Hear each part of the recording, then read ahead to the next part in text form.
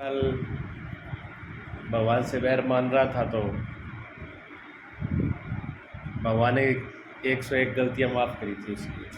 100 गालियाँ दी, भगवान गिनाते रहे।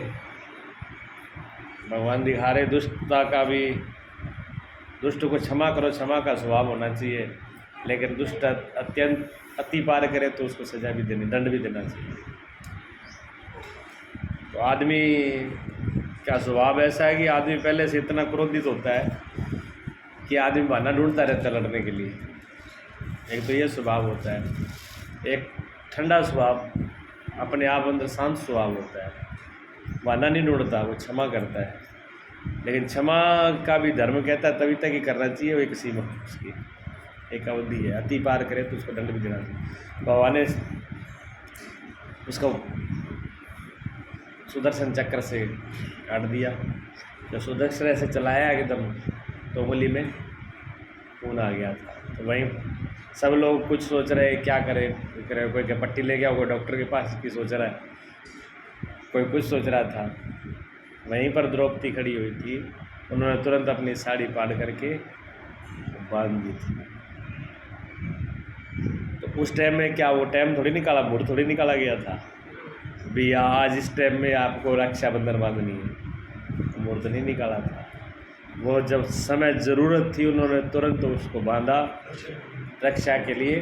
वो रक्षा की किसकी? खून से, उस हाथ की खून जो बाहर बह रहा था। अगर वो खून बहता, दर्द होता, पीड़ा होती, तो जब मान लो अभी हम दर्द अभी हो रहा है, परेशानी अभी हो रही है और हम सोचें भी, प्लानिंग करें भी रक्षा कैसे कब क्या करें, इसका ये अर्थ नहीं। जब ज़रूरत है, जिस टाइम की ज़रूरत है, जिस बात की, उसी टाइम उसकी रक्षा की जाए। और यही इसका रक्षा का अर्थ होता है। बहन भाई को बांधती है, रक्षा सूत्र इसका नाम पड़ गया। भगवान ने कहा मैं आपका ऋणी हूँ, आपने सुंदर इस धोती को फाड़ दिया।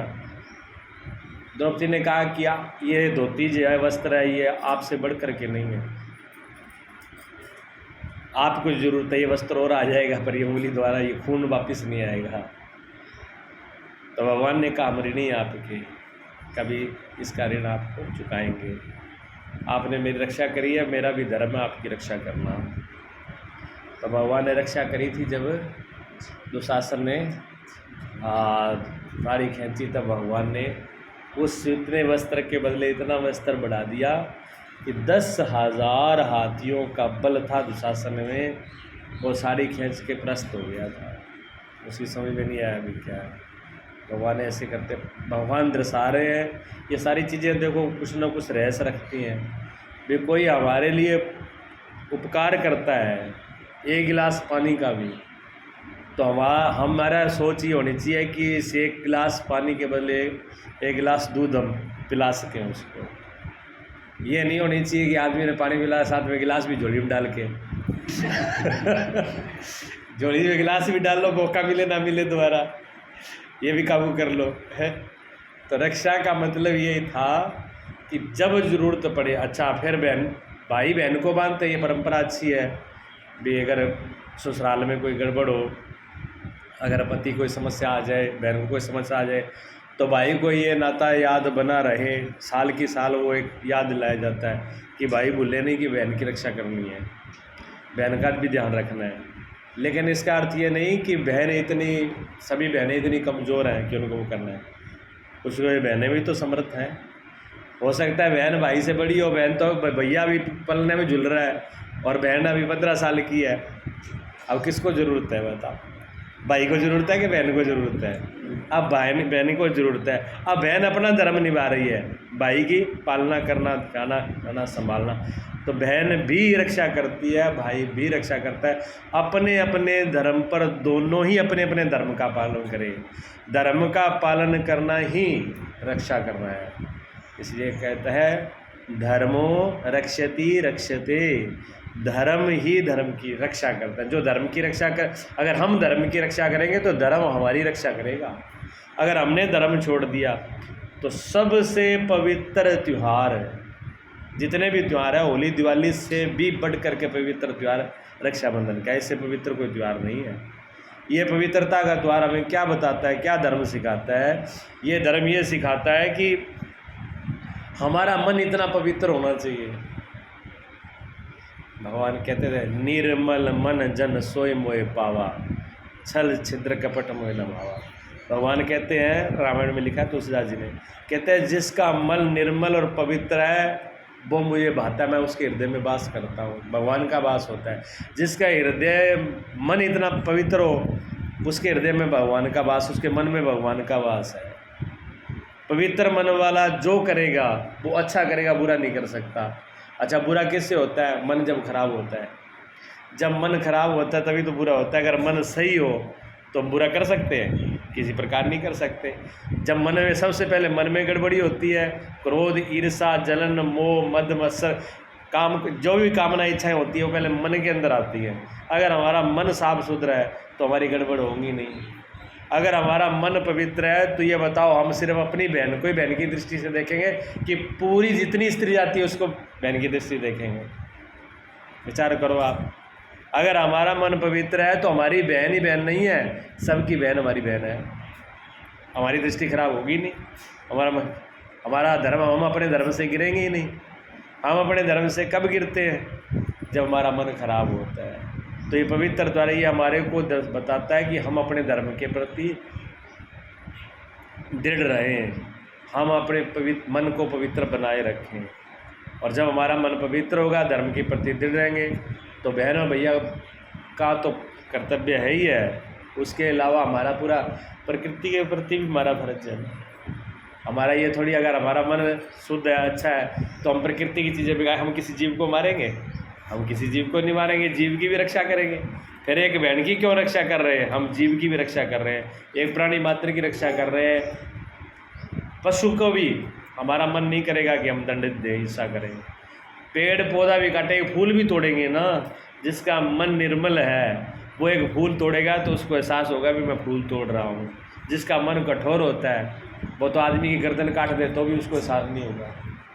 और जिसका मन निर्मल है वो तो फूल तोड़ेगा तो भी उसके दिल में दर्द होगा कि इसमें भी शायद जान है, महसूस करेगा वो उसको। निर्मल मन का इतना होता है। तो हम प्रकृति की भी रक्षा करेंगे, प्रकृति को बिगाड़ेंगे नहीं। पेड़ पौधा जल वायु, ना हवा गंदी करेंगे, ना जहाँ कहीं आग लगाएंगे, ना कहीं कूड़ा फेंकेंगे, ना गंदगी फैलाएंगे। हम हर चीज़ पे जब हम पवित्र है, शुद्ध आदमी सब जगह शुद्धता चाहता है। शुद्ध आदमी का मन पवित्र है तो आप भोजन में भी क्या करोगे? आपका मन कहेगा भोजन तो कम से कम शुद्ध होना चाहिए।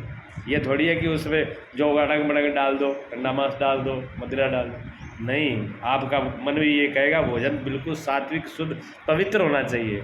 आपके वस्त्र भी पवित्र होना, साफ सुथरे होने चाहिए। जब अंदर से आदमी निर्मल होता है तो बाहर से हर चीज़ निर्मलता चाहता है। उसका व्यवहार में भी निर्मलता होगी, वाणी में देखो, वाणी कठोर नहीं होगी। जिसका मन निर्मल है उसकी वाणी कठोर नहीं होगी। वो बोलेगा तो भी प्यार से बोलेगा, प्रेम से बोलेगा, समझाएगा तो प्रेम से बोलेगा। और जिसका मन निर्मल नहीं है, कठोर है, उसकी वाणी भी कुल्हाड़े की तरह होती है, आर पार जाती है। और तो स्वाभाविक की बात हम करेगा ना तो ऐसे बात करेगा जैसे ये हृदय को काट रहा है, मन को आर पार कर रहा है। वाणी भी हमारी छेदती है। निर्मल मन वाले की कभी भी वाणी खराब नहीं होती, पवित्र होती है। तो हमारी वाणी भी खराब होगी। देखेगा किसी को तो क्रूर दृष्टि से नहीं देखेगा। निर्मल मन वाले की दृष्टि भी निर्मल होगी। हाँ, जित देखो तिल श्याम। गोपियों की दृष्टि कितनी निर्मल है कि जहाँ देखता हूँ एक परमात्मा ही दिखता है। तुलसीदास जी कहते हैं सिया राम मैं सब जग जानी, कि एक जहाँ देखे वहाँ सीता और राम के दर्शन होते हैं। और जो सीता राम के दर्शन करे वो किसी के प्रति बुरा होगा? जिसकी दृष्टि इतनी सुंदर हो गई वो उसको रक्षा के लिए जरूरत पड़ेगी? वो जहाँ चाहेगा वहाँ रक्षा करेगा, क्यों? उसकी दृष्टि दूसरे प्रति खराब ही नहीं है। हम अपने धर्म को कब छोड़ते हैं? जब हम अंदर से अपवित्र हो जाते हैं। इसलिए पवित्र द्वारा भाई बहन से बढ़कर पवित्र रिश्ता नहीं है। भाई बहन का सबसे पवित्र रिश्ता है। तो ये धर्म, ये रक्षाबंधन हमको ये सिखाता है कि हम भाई बहन की तरह व्यवहार करें, पूरी प्रकृति की तरह व्यवहार करें। क्योंकि प्रकृति, बहन क्या है? स्त्री का स्वरूप है। स्त्री को शास्त्रों में क्या कहता है? वेद कहता है प्रकृति। प्रकृति नाम दिया है स्त्री को। ये पूरी प्रकृति जो है ये स्त्री का रूप है। और भक्ति को भी क्या क्या, इनको जो बताया, भक्ति क्या है? भक्ति भी स्त्री का लिंग है।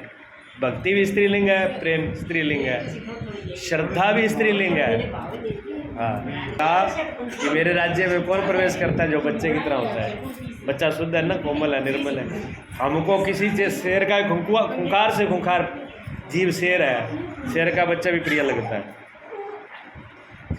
कुत्ता किसी को अच्छा ना लगता और कुत्ता का बच्चा देख लो, बच्चा सबको प्रिय लगता है, क्यों? निर्मल है, पवित्र है ना, तो पवित्र निर्मल सभी को अच्छा लगता है। और दूसरी कथा जो आती है राम जी बलि की,